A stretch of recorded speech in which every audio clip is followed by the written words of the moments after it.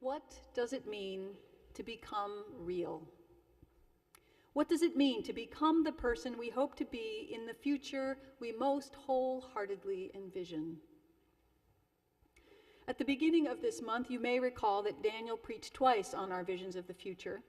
He talked about an individual vision, what it might mean to become that person we want to be, and he talked about a collective vision, creating our future together. He and I decided I would continue this visioning the future theme today because I will, very soon, be teaching a class called Building the World We Dream About. This curriculum is one way to deepen that individual spiritual vision while also beginning to build together a hopeful, fresh, enticing collective vision, one that takes into account a broader contextual reality. And while you're pondering what broader contextual reality actually means, I want to share with you a story about a friend of mine, a black man who, as a high school junior in the early 90s, went to visit his father in Mississippi. His father had asked the daughter of a friend if she would take his son around town since my friend didn't know anyone there. In the course of the evening with this young woman, who happened to be white, my friend found himself in the back seat of a car next to two young white men he'd never met. As the car wound its way out of the city and deeper into the Mississippi countryside, my friend said he started to feel a little edgy. As they drove, at some point he felt, more than saw, one of these young men staring at the side of his head. Eventually, my friend turned to look at him. "Yeah, I hate Negroes," this man said, except he used a different word and he said it matter-of-factly as if he had just said, "I hate bananas." I can only imagine the shock and tension that now filled the car while my friend contemplated this hateful statement. Thinking fast, he responded as conversationally as he could manage, "Oh, how many do you know?" No response. "Do you know any black people?" Slowly, the man shook his head, no. "So, how do you know you hate some people you've never met?" "I hate them because they steal and kill people," the young man shot back. My friend, staying even-keeled, said, "Do you think I'm in a position to steal from you or kill you right now?" "No." "Where did you get this idea from?" "From my dad." "Does your dad know any black people?" Silence. After a very long pause, my friend suggested, "Maybe you can't hate them because you don't know any black people. Maybe what you're thinking isn't actually true." This man looked at my friend for a long time, his face impossible to read. I can picture the two of them locked into this moment, hanging in the balance, my friend waiting, hoping, praying. Finally, something seemed to shift. The man's eyes filled with tears, and he was silent. Although the rest of the outing, as my friend describes it, was not exactly relaxing, apparently this young white man, for this night, turned around completely, going against what he was taught, telling people how cool this new guy was, buying him beers, introducing him to women, treating him in some respects as his new best friend, grateful, perhaps, to have been released from his limited perspective. I share this story with you today as an example of racism's lack of simplicity, or maybe the lack of simplicity of people who are caught in racism's web. That story could have ended very differently, and recent events in Florida make it clear that there is much that hasn't changed since the early 90s. This pervasive fear of young black men can lead to terrible consequences. But somehow, my friend and this misguided white man walked through a minefield and made it out the other side.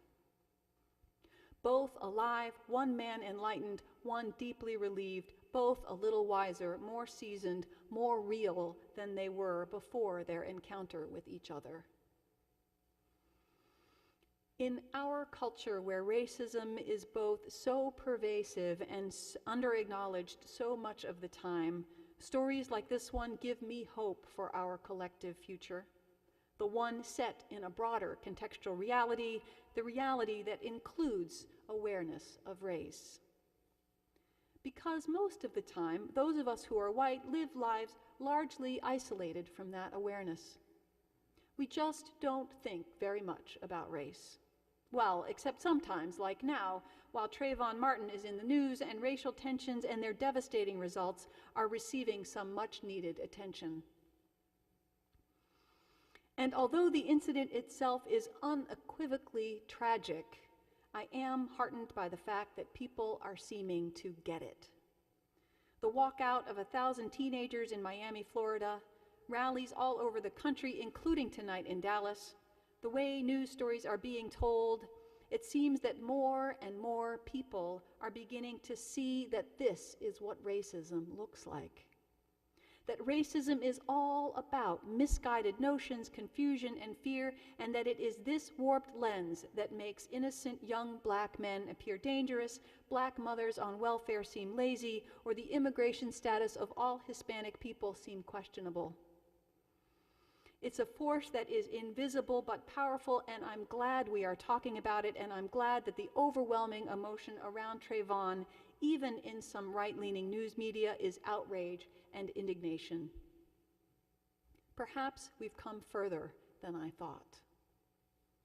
As one black woman on the news said recently, her brother was killed by a police officer in a very questionable circumstance 30 years ago, and at that time there was deafening silence in response. Still, I caution us in all this emotional outpouring against the temptation to oversimplify. I've noticed in myself that it feels oddly good to point to someone who clearly crossed the line and say, he's racist, that guy over there. Look what he did. He shot an innocent boy. Can you believe that? Something must be done. He must pay. Something in me wants to rally around that, and if I pay very close attention, I notice I feel absolved. He is racist. I am innocent. But I think that's too easy. We have to be careful not to scapegoat one person or even one law as the problem, because it denies the pervasive reality of racism. I have racial sins, maybe you do too, and these may include disengagement with the topic altogether. If we go to a rally, or if we find ourselves talking about the story in tones of outrage and disbelief, I urge us to take a moment to pause and reflect. Where are we in all of this? Do we know how racism has affected us? Are we aware of ways we may be inadvertently keeping racist systems in place? Racism can take many forms. One of them is violence, another is active prejudice, another is silence, a sin which can be far too easy for many of us to stumble into. But that silence, too, is not simple, as there are real factors that go into keeping good people silent. In our efforts to be non-racist, many of us strive to look past race entirely, heeding Martin Luther King's call to judge by the content of character, not by the color of skin. But some people of color have told me such efforts can leave them feeling invisible. And I worry that, worse yet, some might feel that the racism they experience is not being taken seriously. In our efforts to block out risk, we risk blocking out racism, leaving its devastating legacy firmly in place. Another reason I suspect people sometimes fall silent is counterintuitive yet commonplace. We want so passionately to not be racist that if we see bits of prejudice in ourselves or those closest to us, we simply don't know what to do with them. When our image of ourselves as non-racist meets evidence of personal bias, the dissonance can be so disturbing that I think we often feel we must look away. Yet, this well-meant investment in our own non-racist identities can block important realizations of how racism actually functions inside human beings, including us. Until we know how it works, it's very difficult to undo it. It's only when we see what needs to change that we can begin the process of true transformation. And what does that transformation look like for us? Who do we hope to become? What is it that we dream about? I suspect it has something to do with happiness, personal satisfaction, and hopes for good lives for ourselves and for our families. Experts say that one of the keys to happiness is good relationships, and I think that for many of us, our sense of well-being comes from feeling purposeful and worthy and connected to other people. Which is one reason why I think work on racism is so important. We were meant to have rich relationships with people of all kinds, all ages, all backgrounds, all races, and the fact that forces continue to divide us makes me sad. There's unspoken tension around race that acts to limit all of us, and it speaks to the ingenuity of the human heart that as many of us have relationships across racial lines as do. Many have managed to navigate the distrust or guilt or defensiveness that can get in the way, but it's still hard, and I can't help but wonder, what if there were more room? Could more of us build networks of friends of all races or people of different cultures that we could talk to and learn from and imagine with? There are many reasons I'm excited about facilitating this Building the World We Dream About class, but that's a key one. Because this class is all about building capacity, about learning to create space for the transformation of racism in ourselves and making space for the people we are connected to. It's about undoing legacies of guilt and defensiveness so that we can proactively avoid misunderstandings, become agents for genuine change, and make room for more of the kind of human connection we long for. But it's not necessarily easy. My friend didn't bring sharp edges to his encounter with that young man in Mississippi. He did not live carefully kept. Anti-racism and anti-oppression work, too, ask of us some resilience, some willingness to be undefended. My friend absorbed and diffused this man's intensity. He didn't react, he responded. He had room, the kind of room a class like this can help us build. No matter how we feel about our relationship to race or racism, acknowledging our limitations or confusions in an environment of trust and acceptance is core spiritual work. It's a funny thing, the effect that facing our limitations or biases can have on us. Becoming aware of them can make us feel so unattractive. Yet our willingness to acknowledge them can make us so much more approachable. When we see and acknowledge what we haven't yet learned how to change, those aspects of us become less solid, our inherent lovability that much more apparent. As we allow the pursuit of our own becoming to rub off our fur and loosen our joints, as we prioritize realness over appearances, we become more attractive people. Staying fully in touch with the broader, often painful reality of racism's legacy in the world is challenging. There are forces conspiring on a daily basis to tell you that just about every other way to spend your energy and every other place to put your attention is more worthwhile.